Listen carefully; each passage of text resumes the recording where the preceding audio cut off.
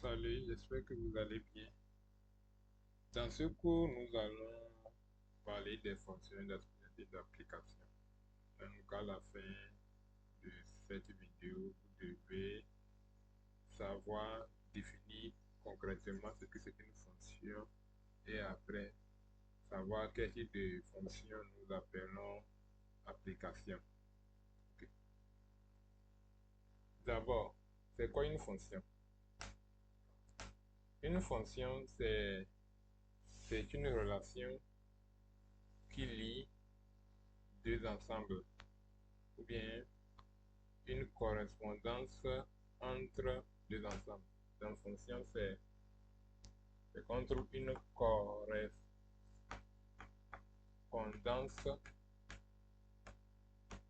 entre deux ensembles. Et quand on a un ensemble A et un ensemble B, et on fait correspondre à des éléments de A, des éléments de B. On a un ensemble A, que je vais appeler E, et un ensemble F. Donc, et on fait correspondre à des éléments de E, des éléments de F. Si les éléments de E sont A, B, C, et les éléments de F sont 1, 2, 3, 4, on va faire correspondre à des éléments de E, des éléments de A. Par exemple, ça, la correspondance. Voilà. C'est ce que nous appelons une fonction. Ok. Et j'ai fait les choses comme ça, mais il faut un peu expliquer. Quand on fait la correspondance, il va falloir que tout élément de l'ensemble de départ ait uniquement une seule image. Tout élément de l'ensemble de départ est uniquement une seule image. C'est-à-dire que quoi? Si je prends A, je ne dois pas trouver deux correspondants à A. Ce que j'ai fait en V, c'est correct. Mais si je fais ça et ça, alors là, je n'ai pas une fonction. Parce que A a deux images. Alors que je ne dois pas trouver une et deux correspondants à un élément de l'ensemble de départ. Donc, si je vais reformuler complètement la définition, on va dire que quoi? Une fonction, c'est une correspondance entre deux ensembles et dans la correspondance, quand on prend un élément de l'ensemble de départ, on associe 0 ou un élément de l'ensemble d'arrivée. C'est-à-dire que vous voyez que pour certains éléments de E, on ne peut pas, par exemple, si j'ajoute D et F, si je n'associe rien à D, à F, ça ne fait rien. Mais je ne peux pas associer plus de deux choses à un élément de l'ensemble de départ. Je précise que à un élément de l'ensemble de départ. Sinon, si je prends un élément de l'ensemble d'arrivée, lui, on peut lui associer deux choses. Ok. Donc après, je vais vous donner la définition complète et littérale de façon écrite. Mais dans cette vidéo, j'aimerais que vous compreniez d'abord les concepts. Donc, quand on prend une fonction, c'est une correspondance qu'on a de faire. On a un ensemble qu'on va appeler l'ensemble de départ, que je vais noter ça, et ça qu'on a noté E. Et on a l'autre ensemble qui est l'ensemble d'arrivée qui est F. Maintenant, si je me positionne au niveau de E, je dois associer que 0 ou un élément de F. Les éléments de E ne doivent pas avoir deux correspondants à F. Alors que si je me positionne au niveau de F, les éléments de F peuvent avoir plusieurs antécédents. Donc, les éléments de F seront les images de E, et les éléments de F seront les images de E, et les éléments de E seront les antécédents de F. Maintenant, je vais reformuler. C'est que si je prends une fonction E vers F, on associe E de is. Okay. On va appeler is antécédent, on va appeler is antécédent, et F de is image. C'est-à-dire que is est un antécédent de F de is, alors que F de is est l'image de is. Donc ici, on a parlé de un antécédent. Ce que j'ai appelé, c'est un antécédent. C'est-à-dire que ça dit qu'on peut avoir plusieurs antécédents. Alors qu'on dit l'image, c'est-à-dire qu'il est unique. On ne peut pas avoir deux images pour une même valeur. F de 2 serait toujours égal à F de 2. On ne peut pas avoir F de 2 égal à 5 et F de 2 aussi égal à 3. Non. L'image de 2, c'est 5. Ça ne peut pas être 3. Mais si on peut dire que F de 2 égale à 5, F de 3 égale à 5. Dans ce cas, 2 et 3 sont les antécédents de 5. Maintenant, une fois que nous avons compris ce que c'est qu'une fonction, ici c'est ensemble de départ, et l'autre c'est l'ensemble d'arrivée. Ok. Et une fonction, ce n'est pas la formule. Souvent, on confond une fonction avec la formule. La formule est bien différente d'une fonction. Une fonction, il est composé de trois choses, si je peux le dire comme ça. L'ensemble de départ, l'ensemble d'arrivée, et puis la formule, ou bien l'expression qui lie les deux ensemble. La formule, c'est l'expression qui lie les deux ensemble. Donc, une fonction n'est pas la formule, mais il est composé de trois éléments qui sont chacun autant importants.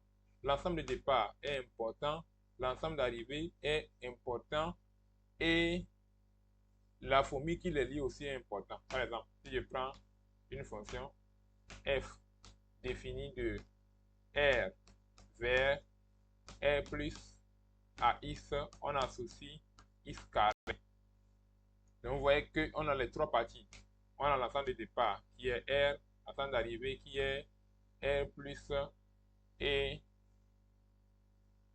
la formule qui lie les deux. C'est-à-dire que la transformation qu'on fait, c'est que si je prends un élément de x, je dois le lever au carré, et voilà la formule.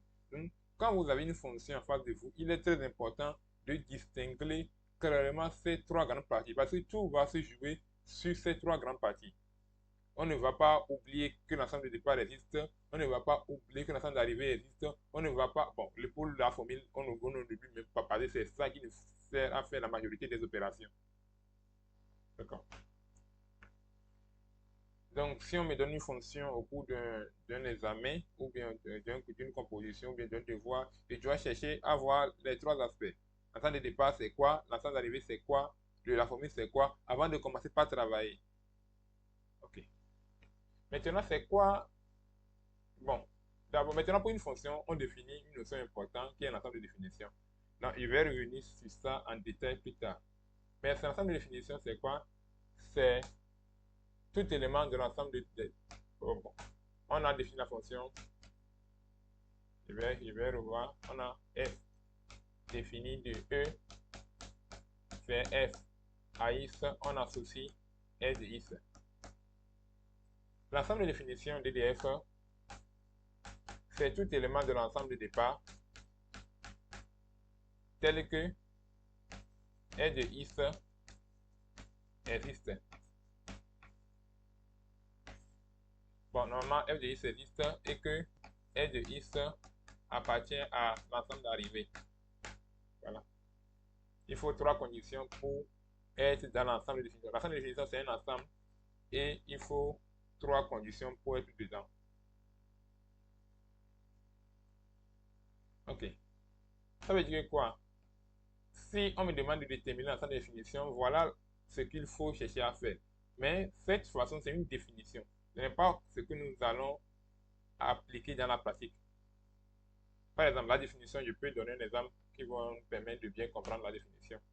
Par exemple, supposons qu'on prend une fonction f définie d'un ensemble, qu'on connaît les éléments, un ensemble discret, il peut prendre moins 1, 0, 1, vers 1 sur x, non.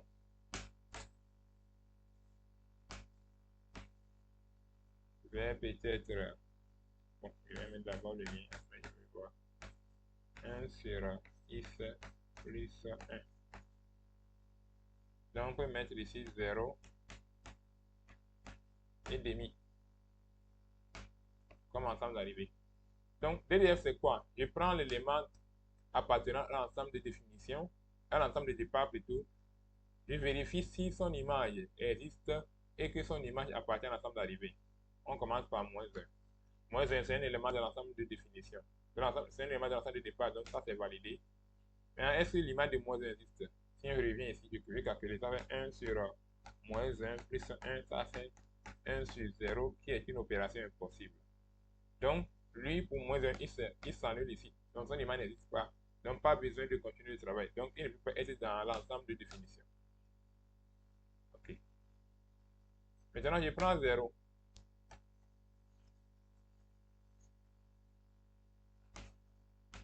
Je prends 0. 0, lui, bien sûr, il valide la première case. Il appartient à l'ensemble de départ. Son image existe. Je vais voir si je remplace le 10 par 0. Ça fait 1 plus 0 plus 1. Ça fait 1 sur 1 qui donne 1. Donc, son image existe. Mais est-ce que son image appartient à l'ensemble d'arrivée? Et son image n'appartient pas. L'ensemble d'arrivée, c'est 0, 1 demi. Alors que son image, c'est 1. Il n'appartient pas. Donc, le 0 aussi ne peut pas appartenir. Parce que au niveau de la deuxième condition, ce n'est pas vrai. Maintenant, si je prends le 1. Le 1, oui, il appartient. Il valide. Je reviens ici.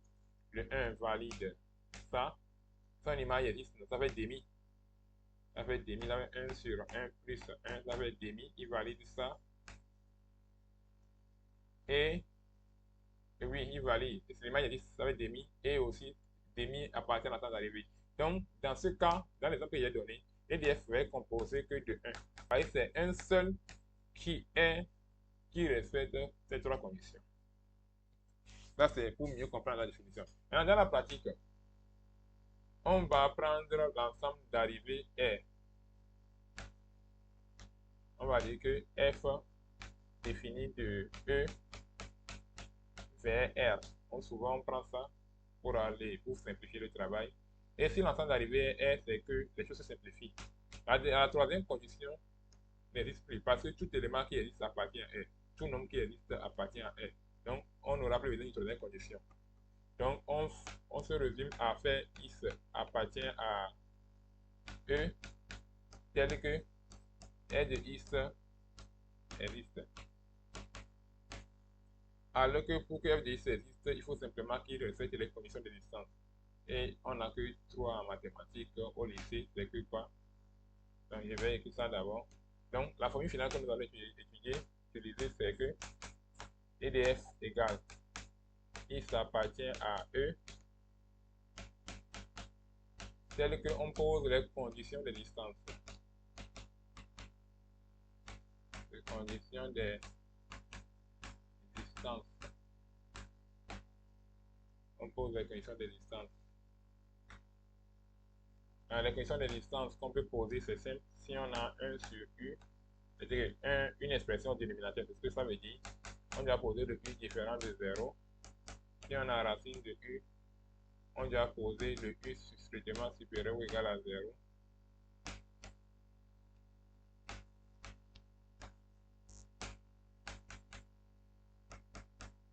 Le U supérieur à 0. Et si on a ln de U, ça c'est pour la phrase terminale. Si on a ln de U,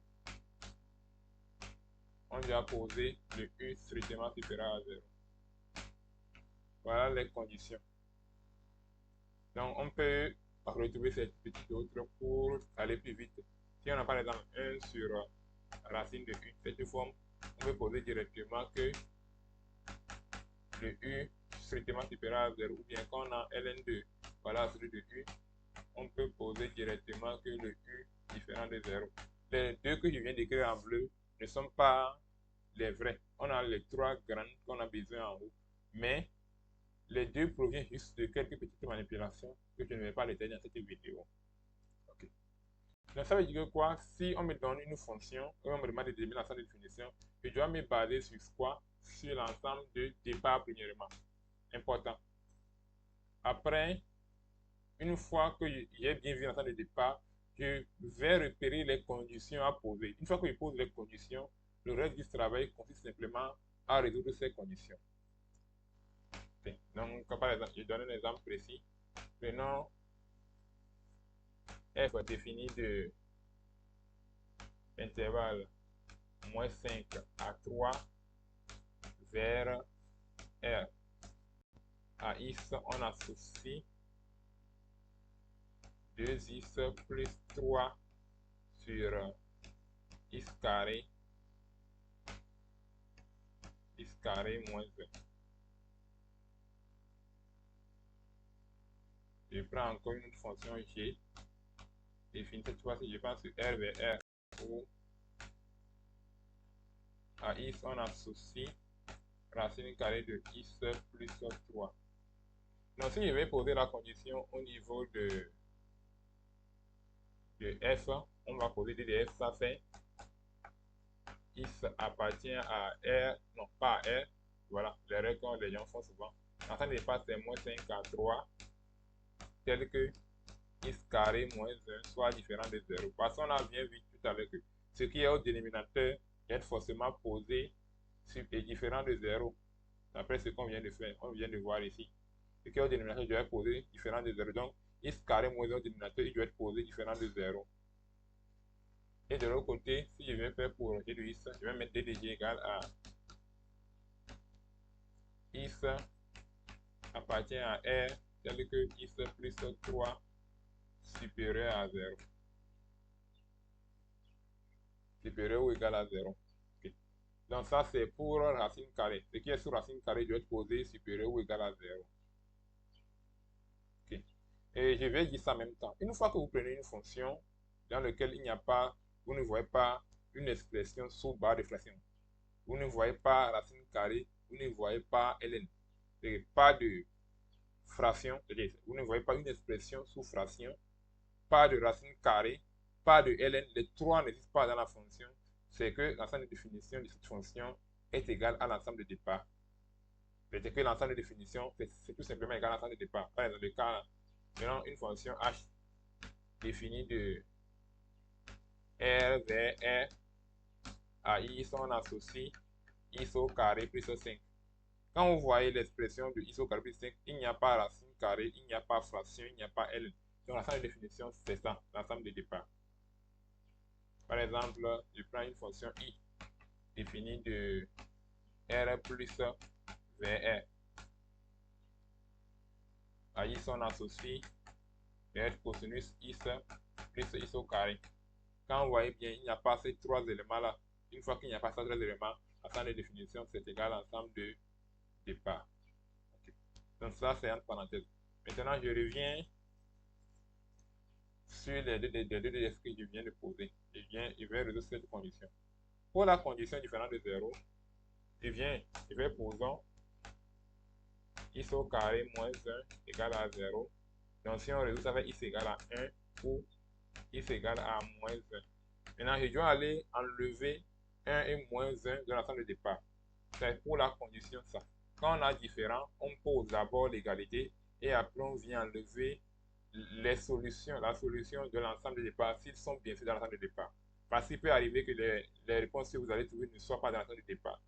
S'il n'est pas, on ne peut pas enlever ce qui n'est pas. Mais s'il y a, on va l'enlever de l'ensemble de départ. Donc dans ce cas, 1 moins 1 se trouve bel et bien dans l'ensemble de départ. Donc on va dire que DDF ça fait moins 5 à 3 privé de moins 1 et de 1. Si je l'écris correctement sur l'intervalle, ça fait moins 5 à moins 1 union moins 1 à 1 union 1 à 3. Voilà. Maintenant, je prends l'autre ensemble. Je prends l'autre fonction. DDG. Lui, c'est x supérieur ou égal à 0. Donc, pas de condition, pas de posement à faire là-bas. On résout simplement l'équation. C'est une inéquation. Plutôt, on résout simplement l'inéquation. C'est une inéquation très simple. Donc, on a x supérieur ou égal à moins 3. Donc, x appartient à l'intervalle moins 3 à plus l'infini. Donc, ici, DDG plutôt, ça fait